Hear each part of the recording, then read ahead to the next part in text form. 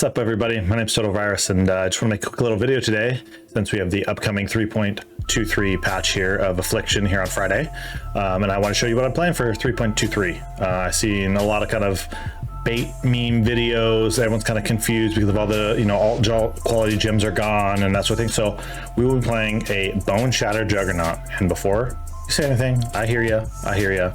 The massive change for 3.23 is Divergent Boneshatter is gone, which we lose the attack speed, but I'm gonna show you how to make it fine. And just kind of what we're looking at for endgame, just so you can kind of see what you're looking forward to.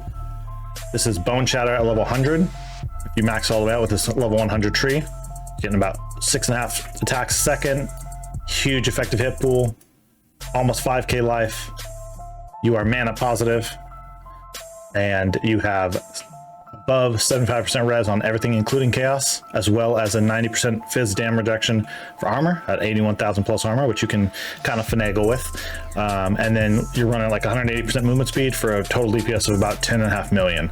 Now, how do we get there? To make this easy, I've split the PoE into multiple different trees, as you can see here, breaking it by about level tier. And when we swap to Boneshatter, when you get to early maps and so on. So for example, if we switch to the 1 to 10 level, there's a 1 to 10, so on.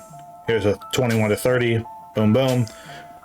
That's everything guides you the whole way up, which is super helpful. I found that helpful for both new players and more seasoned players alike. Obviously, if you're a new player, you can kind of handhold this a little bit more, but if you're more of an experienced player, then you don't need so much guidance. On the skills, just quick and easy. We're going to show what happens when we get to Boneshatter swap. So we'll show what we're swapping to here. I've made all the gems relatively normal. I'm not doing 2020s at level, 28, 30. You're rocking level 1 Boneshatter, you're rocking level 10 fizz dam, like reasonable gem levels here. And then listing all the gems we're going to need later, that as you pick them up, you may not have them right at this moment, but as you pick them up, slot them in, start leveling up. So eventually, when we get to early maps here, we have something like this. So we got our Boneshatter, which all are links, our totems, which are running with Blood Rage and Frostblink, our cast when damage taken setup with the Molten Shells always, even in nerfed form, Warlord's Mark and Berserk. We got some auras, probably the best ones. Don't forget to put Ancestral Cry on left click, and our travel, Leap, Slam, and the Precision with Arrogance. We're using specifically for, I know people have asked me this before, we're using this for the accuracy, not the crit. We're not building crit right now. You can swap to crit and that helps great, and you can adjust the level of this based on what you're going to be working here eventually, this node right here. So 40% more attack damage if accuracy rating is higher than maximum life, but you can't deal critical strikes. So you can adjust that for more mana or less mana depending on your accuracy rating. You can also toggle with these two skills right here, versatility and the accuracy node. If you don't need these, if you're above your accuracy level on hit or on life, get rid of them. You got 3 more points. Otherwise, not.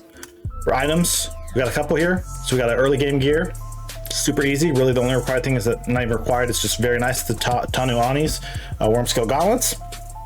We've got a mid game setup, which is more of a better middle game gear, and then we got a late game GG like crazy end league multi-divine, just if you kind of want to see where it's going on. I mean, you're looking at stuff like this, which is near impossible to get. I mean, it's a perfectly rolled double implicit, like it's not going to happen, but you can kind of see what you're working towards. Same thing here, things you can look forward to.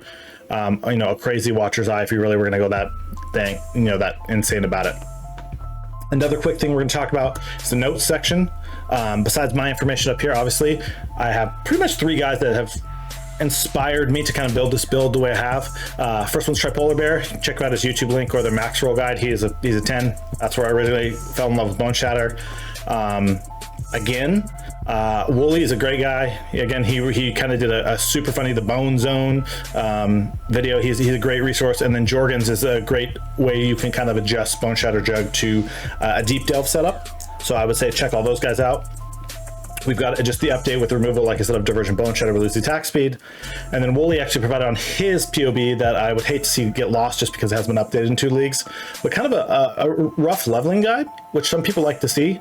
So I included that in there as well, some gearing options, and then kind of how to in-game craft if your soul stuff found, that sort of thing. Like I said, this is a great, super strong build. Kind of want to make this video quick because everyone's seen what the skill looks like. Everyone knows, there's 8,000 videos out there, but it's going to be super powerful for Ultimatum. I mean, you're going to be survivable in those 10 rounds You're going to be great against the Trial Master. It's not the most like top tier boss DPS without some investment. Clear is great. Survivability is great. You will probably not die almost ever unless you really take on too much. And this is what I'm going to be playing, and which I'm going to be recording and kind of streaming off and on throughout the league. If you have any questions, you can feel free to message me, drop it on the YouTube link, that sort of thing, and I'll get you worked out here. The last thing, caveat, because I get a lot of questions every time I kind of talk about this.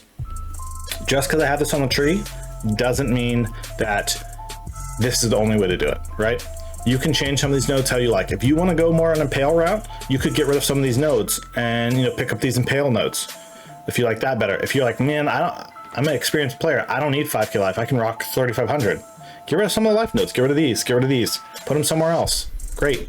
If you're like, hey man, I roll really good gear and I have a ton of suppression on my gear, great. Get rid of all these suppression nodes, awesome. You know, if you want more jewel slots, if you want whatever, this is not the set way to do it.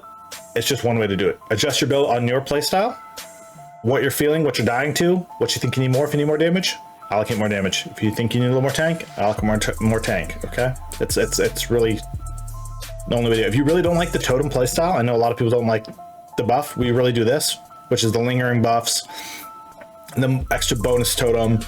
If you don't want to do that, don't do that. Just do the multi-totem, drop the 2, call it good, and place these, you know, 6 points somewhere else. That's totally fine. So again, thank you guys. This is a quick little video for 3.23. Hope to see you out there. Hit me up if you have any questions. I'm out.